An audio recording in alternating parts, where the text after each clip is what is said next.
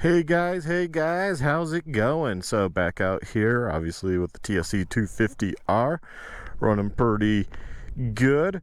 Took out the Kit-25 FISCH United States Forest Service approved Spark Arrestor 2-B2-0020, and I beaten with a mallet the Kit-25. So it's such a close fit, I was able with a mallet get it in.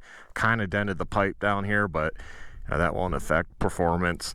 I got this in. You can see I'm running nice and rich, got some spooge going on, and people are like, you're running lean. It's like, no, I'm running rich. This is much bigger than that opening, and might not be able to see on video, but I have those were pretty far out. I only loosened it slightly to pull it out, so that's how much smaller Kit-20 was for this pipe. I'd rather have a bigger fit.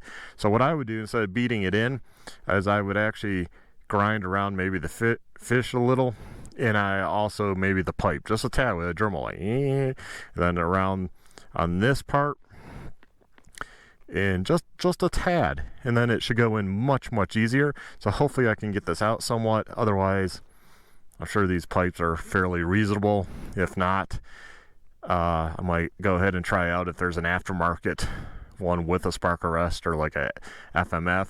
I might buy it, try it out. So if there is another pipe, an aftermarket pipe, let me know down below, because I'd like to check that out, for you all, see how that compares to just running with one of these.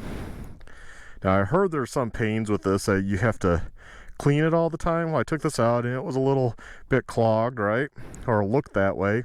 I just took brake cleaner and I hosed it off.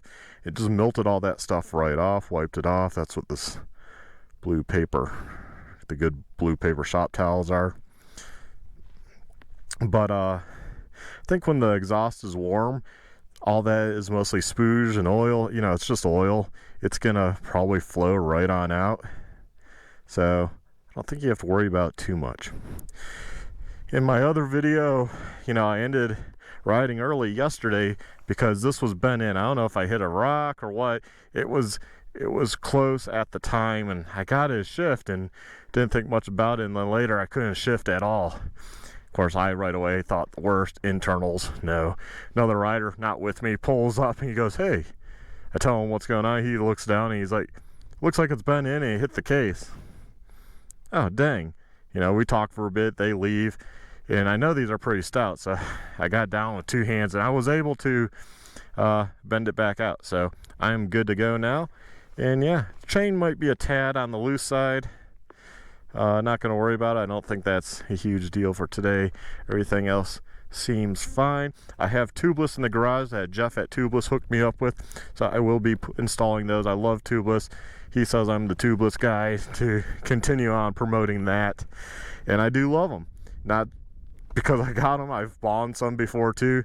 I just like the tubeless. I do like running the lower PSI, and they tend to work. I had that one that was funky on the Beta 500 on the loaner bike, but I don't know. I didn't have that bike long enough to really dive into it. This bike is a lot longer long term because I bought it. So I don't have to worry about giving it back and all that. I have bashed the pipe pretty good. Looks like it's melting the plastic skid plate some. I think that's where some of the rattling is coming from, because it's kind of touching the frame and skid plate. And I wish there was a pipe guard. So Gary at GPX Moto, man, a nice aluminum pipe guard, kind of like Force Accessories does. I mean, I'll pay the $250, $260 to have a guard. No, that's a lot of money for people. But then, even though these pipes are cheap because, of where it's coming from in the world, and some people might not want the weight, but the little bit of weight to never have to touch a pipe again is awesome. I mean, I have the original pipe on my gas. So think about that.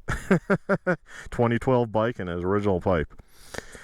Yeah, so I think that's where some of the rattling's coming from that you might hear when I'm riding. So be it. until I get a new pipe.